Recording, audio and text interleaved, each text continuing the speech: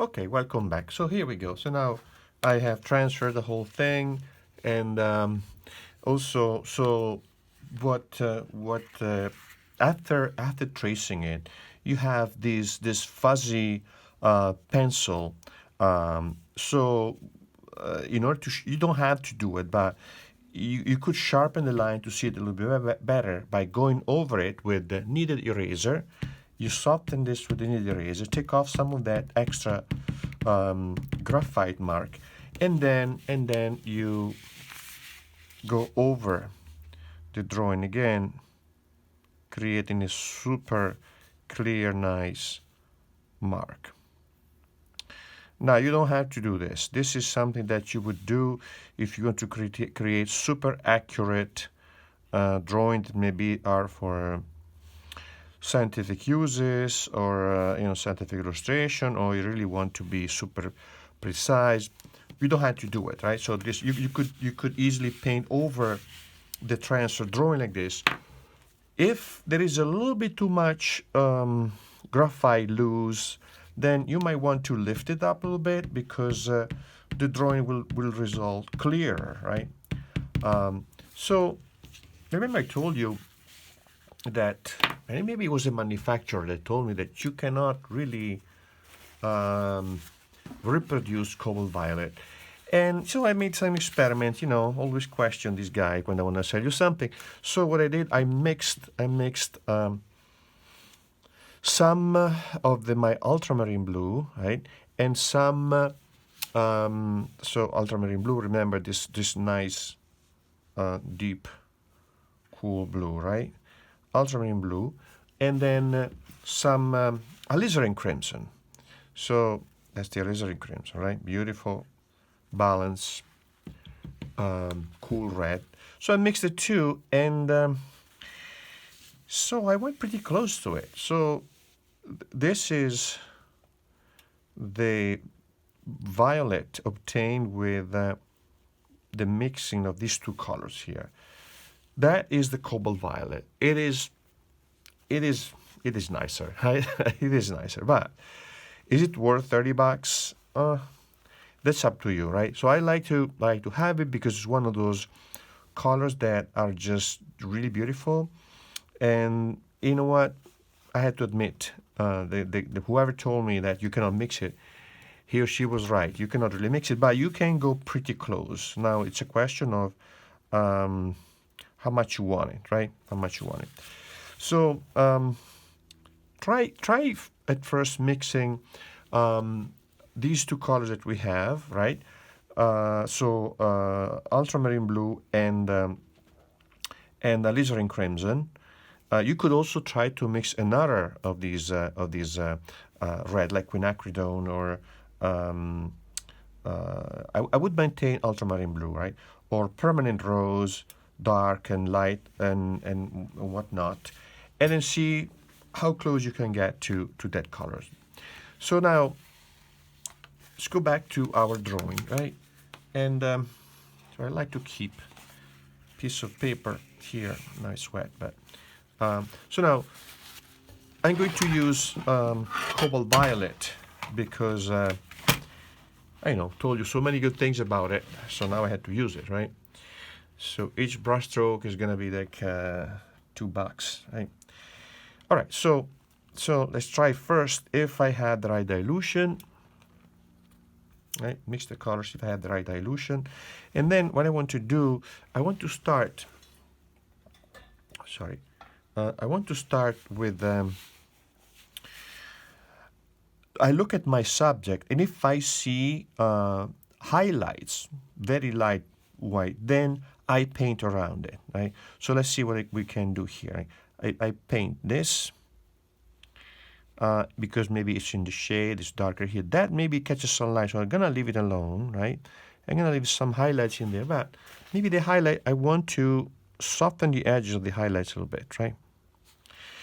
And I kind of, with a wet brush, not too wet though, I smooth the margin and that of the margin of the brush stroke, and that should give me a softer, lighter center. If I want really this to be super white, which, you know, you don't really have super white colors like that in nature unless you have a flash in the camera with a flash. You don't really have the super bright light. So I would stay away from super high contrast. Right?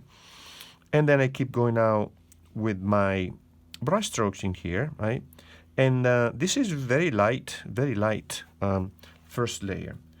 Because what I'm going to do, I'm going to layer them, right? I'm going to layer these colors in here. So let's do a few petals, right?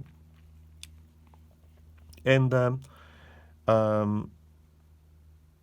always keeping an eye on the lightest value that I see in the flower. And when I put down the layer of color here, I put down first that lightest value. If I see white, I leave the white. If not, the lightest value. So do not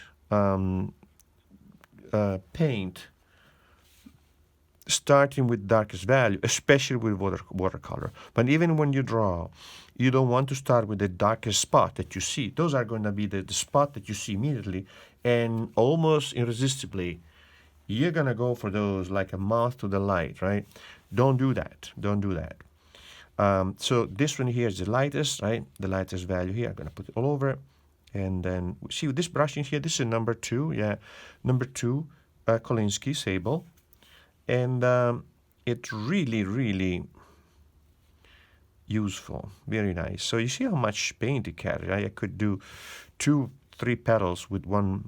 wait, what is it? Oh, here. With one load, I load it and then I go for 2 or 3 petals. So it really, even if it's just such a tiny brush, it can carry a lot of paint, right? And this is useful so that you don't run out of paint midstream, so to speak. You don't run out of paint as you are working on a petal, and then you have to kind of reload it, and maybe in the meanwhile that gets the layer put down gets dry, and then you're in trouble. So now what I'm going to do, I'm going to mix a little bit of a darker mix of cobalt violet. This will dry pretty fast because there's not a lot of water here, so it will dry pretty fast. So I can go over it fairly quickly, right? A thing you don't want to do with watercolor is this, right? Over and over and over and over and over, because it's like going to a Parisian bistro and order something in English they don't understand, and you yell louder, repeating the same thing over and over. Nothing is going to change.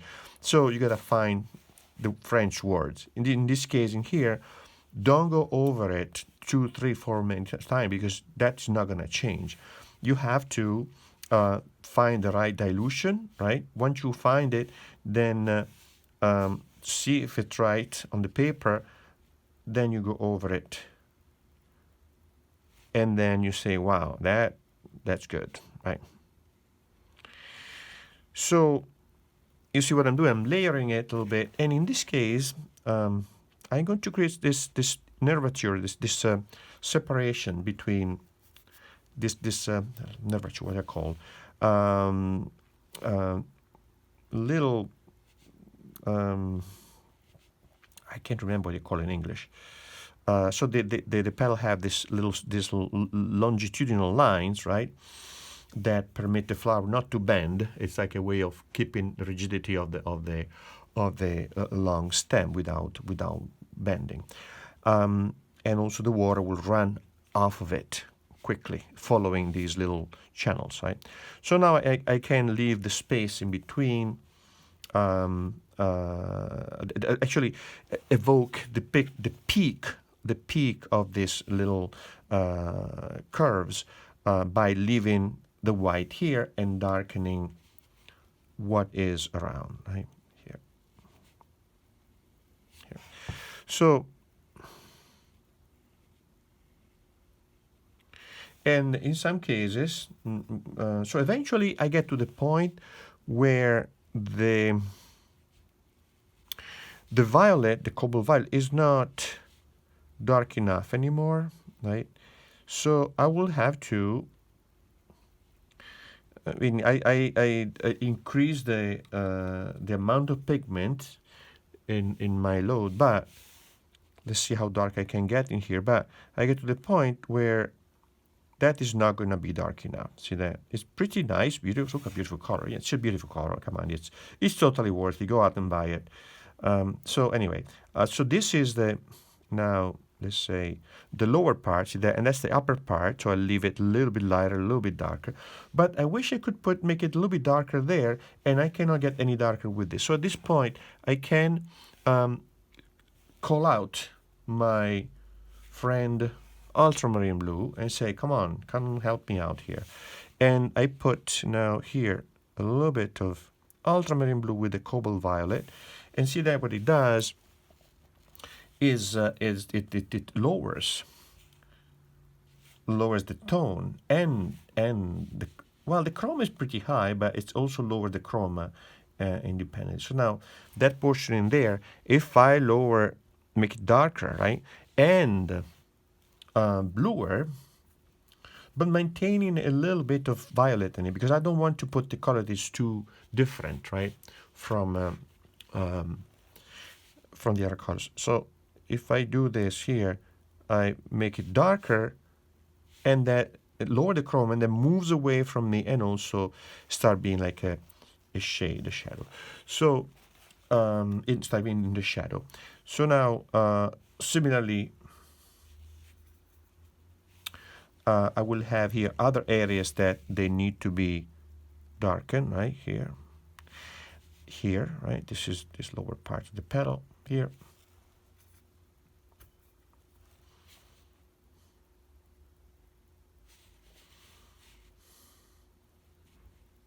Under there, okay. So I make this petal sticking up by putting under it a little bit of color. So let's see what we can do here, because now we're going to start increasing more and more the detail, right?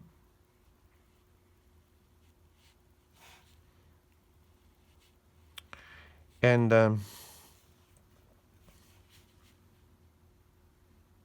like this, right?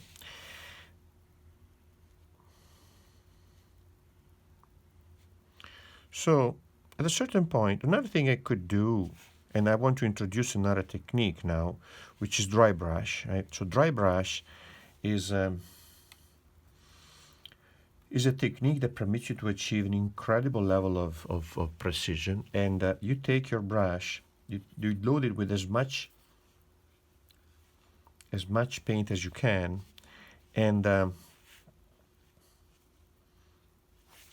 you try to get out as much, to make it as dry as you can, just the minimum dilution, and then you start putting tiny little brush strokes. Let me see if I can do this here. This is not completely dry brush yet, but tiny little brush strokes. Basically, this is what you do. And here, parallel, one to another one, right? And you can also see layering quickly, because you see how it dries. There's so little water here that it dries very quickly, right? And now I can go over here again and create another layer, maybe slightly at an angle like that. But see how it gets very uniform. But you had to train your hand to create many parallel close-up brush strokes. See if you can get closer with the camera here, right?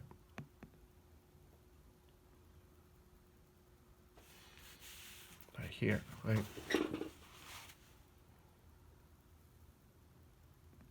There you go.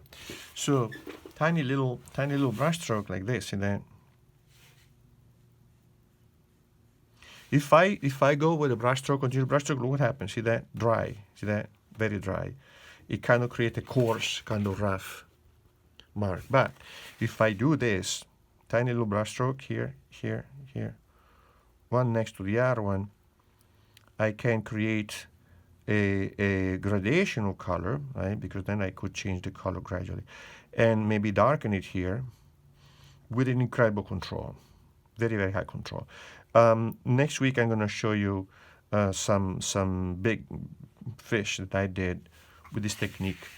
And it's very, very detailed. It's a technique that we learn in school in Italy at the School of Scientific Medical Illustration. So you really had to do those little, things very, very detailed. So now here I have all these little nervatures that I need to bring out, right? And now imagine this is curving, turning like this. So down here maybe it's going to be a little bit darker, right? A little bit darker here. And I want to darken it a little bit more here, right? So I darken that, I push it behind this, right?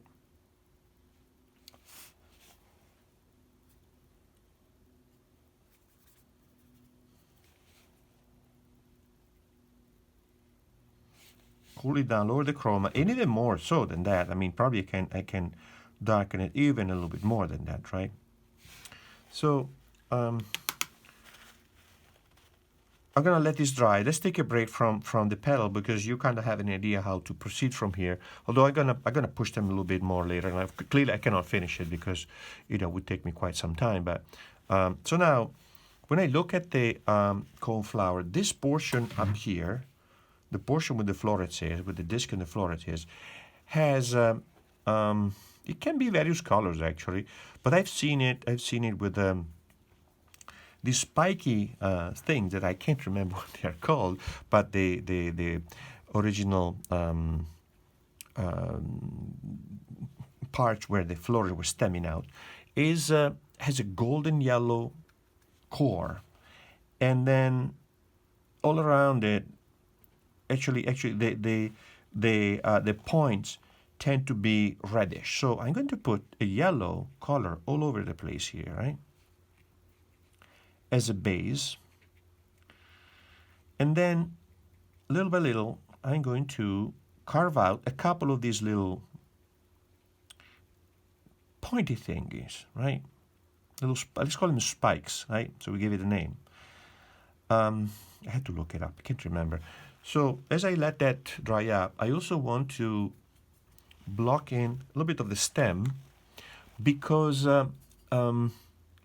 but the stem I notice has a cooler green color. So I'm going to use, sorry guys, keeps moving. I'm going to use a cool yellow, so the lemon yellow, and put it down in the stem, right? I could put even in a leaf, right? I think I have to go back to, there you go, here. I'm going to put it also in a leaf in here, right? Because it's, again, I don't really see white. Actually, I don't see, I cannot imagine. I'm doing this from memory, so I really don't remember what it looks like because, but I mean, I do remember what it looks like, but it's a cool yellow here, right? But typically, these things are they don't have that white highlights that come from a flash of a camera. So now that is tend to be warmer. I notice that tend to be cooler, but here, of course, it's not going to be yellow. It's going to be green. So I'm going to create a yellow green by mixing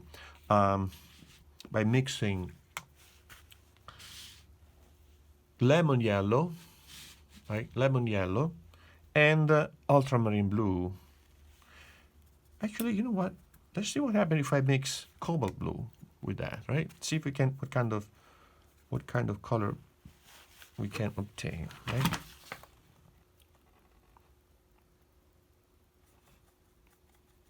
Nah, I don't like it. So let's go with ultramarine and. Lemon yellow, right?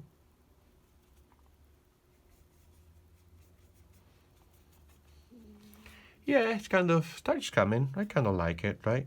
So what I'm going to do in here, I'm going to go over. It's still a little bit wet. So let me see.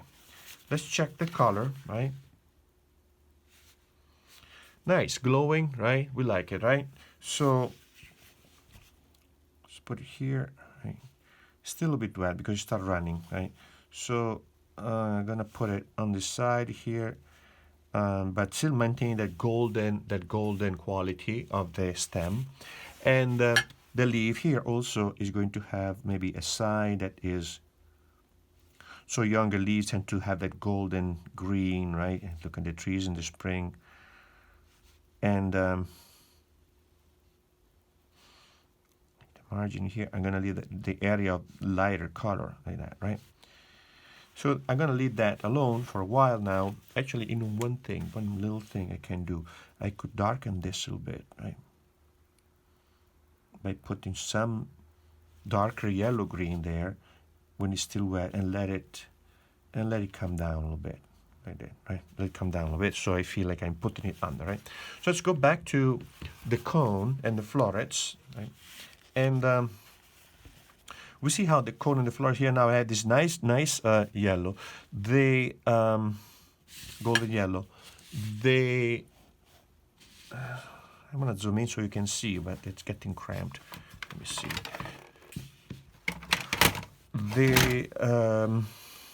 These spiky things are kind of a maroonish color. So I need to create a maroon color, right?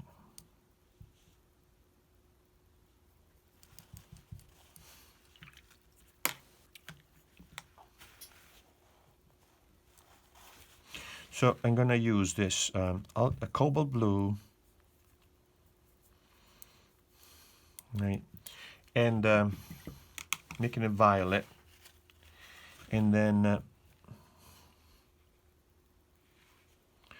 the complementary of violet is orange, remember? So let's see what happens if I make it.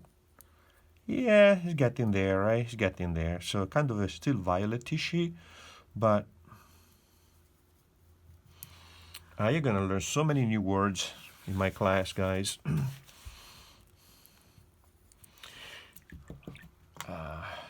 It's not too much. So let's move it here to the mixing, right? Yeah, getting there, right? Getting there. So yeah, it's getting maroonish, right? Maroonishy, actually, correct word. See that, right? So now if I go there, let's see. We test it here first, right? So something you're not sure about, try it somewhere else first, right? So we gotta go with the golden color.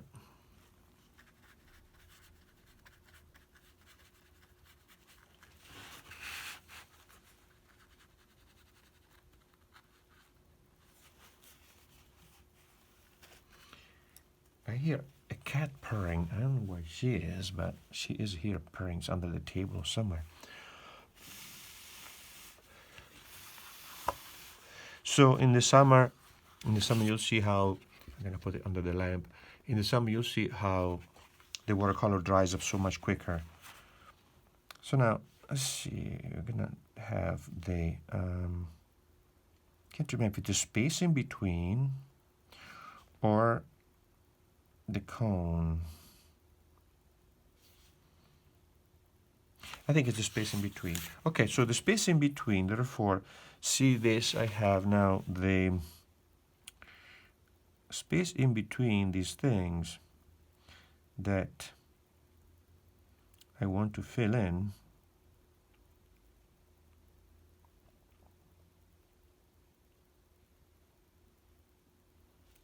And leave all the spiky things visible, right? It might take a while. So now there is in here there is a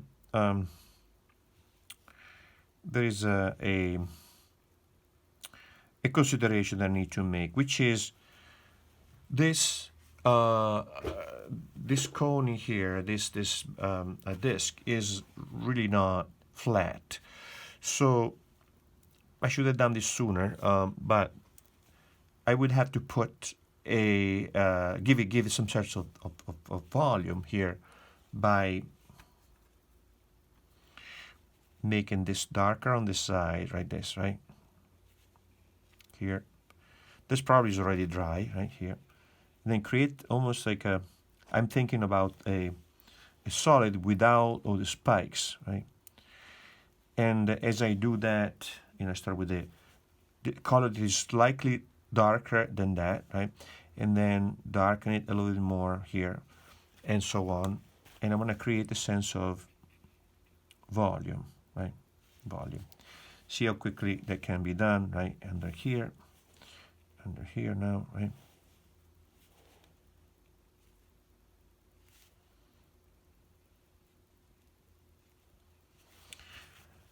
And then when this is dry, I'm going to go back to painting the spiky thing we said, right? So now going back to let it dry, and then let's go back to the petal and to the stem, right? So here we have now pushing a little bit more, considering that if the curve like this, right? This petal curve like this, so most likely here is going to be darker because it's just under the disc, and this portion here, because it curves away from the light, most likely is going to be darker going down like that, right?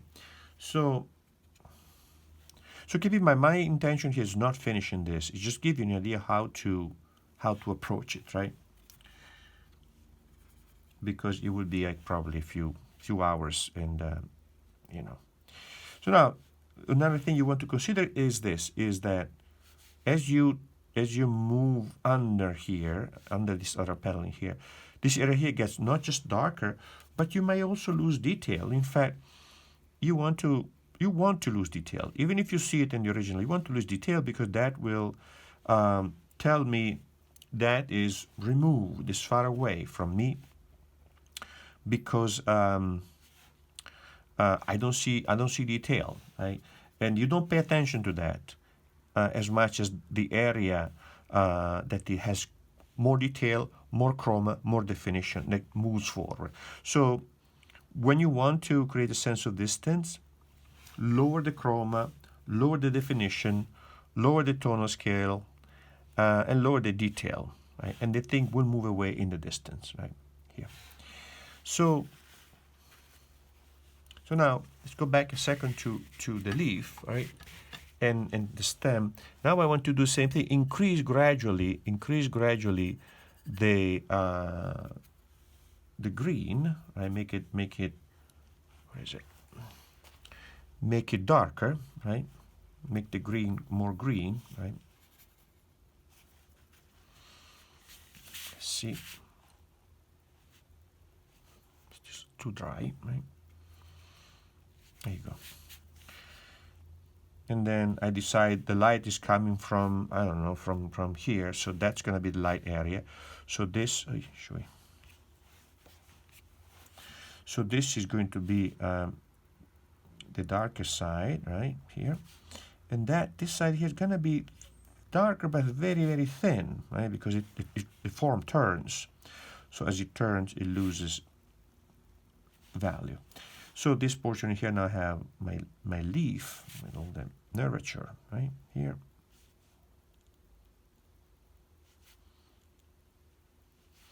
And so imagine it curves, right? So it's going to be darker as it goes down like this, right? And then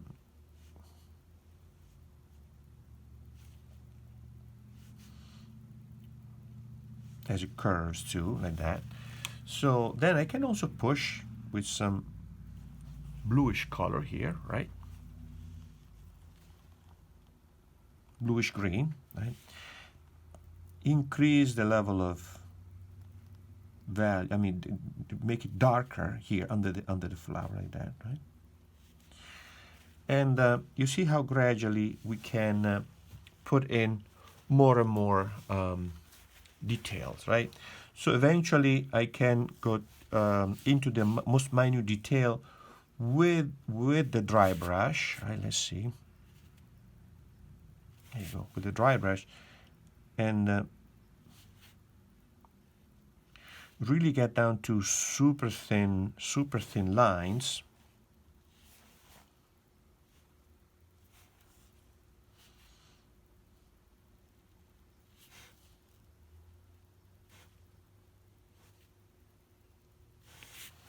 darker and darker contrast.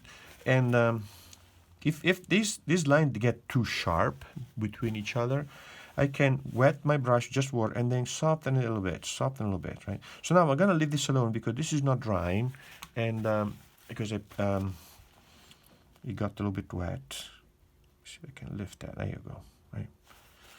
So you can correct little mistakes here by wetting the brush and then washing it out, right? Okay, so let's go back to the spiky things, right? And then we said that the space in between is what creates the sense of the pointy thing, right? The tip of the spear here. So now, as I start with the darker color here, because let's say this goes into the light, I'm going to get the maroon that is not as dark as that, right?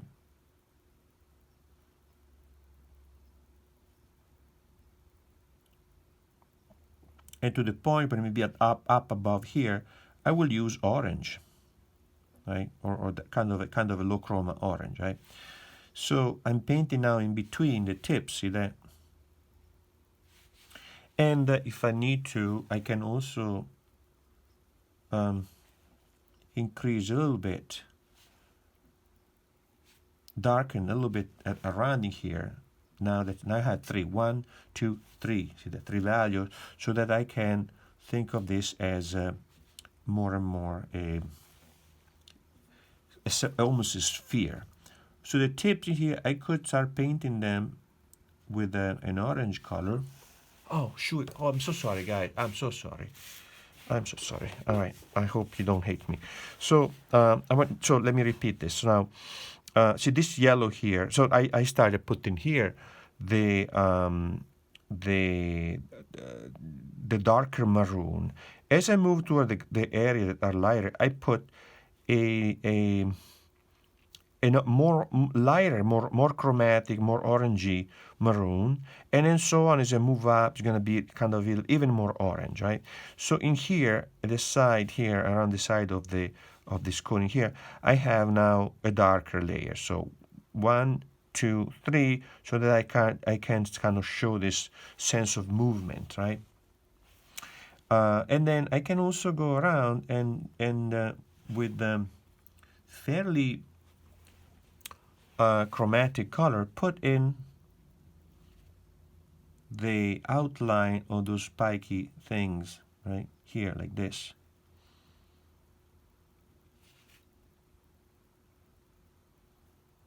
You could get smaller and smaller and smaller, right?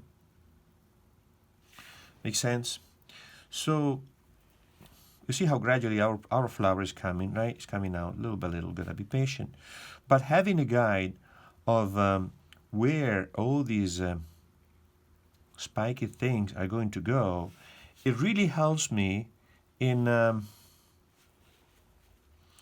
creating that sense of mathematical order that these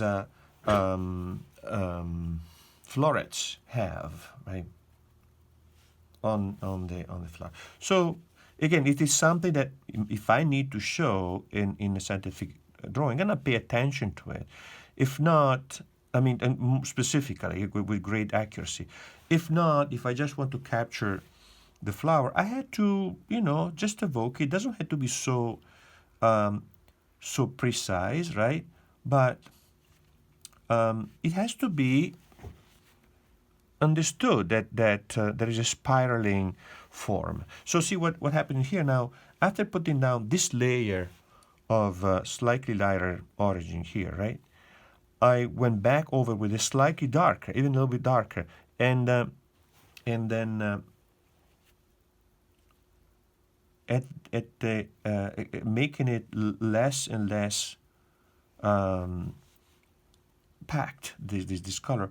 I am now kind of creating a sense of moving. So these florets are going to be one over the other one here, as they are close to the margin, right? It's actually like this, right? Here, one over the other. But as they move around like this, they're going to be a little bit more space apart. Makes sense? So that's what I'm trying to do now.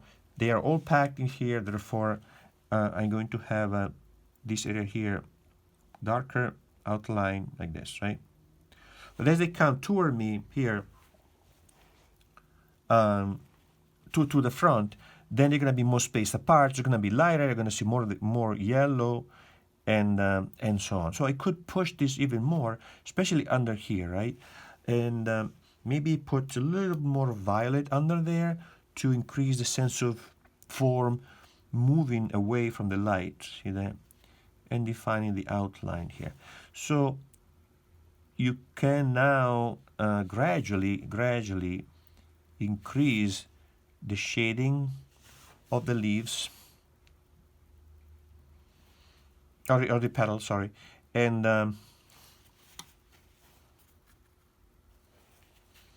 maybe the space in between the petals is going to be dark. I'm not going to put black in there. I'm going to put some blue-green, right?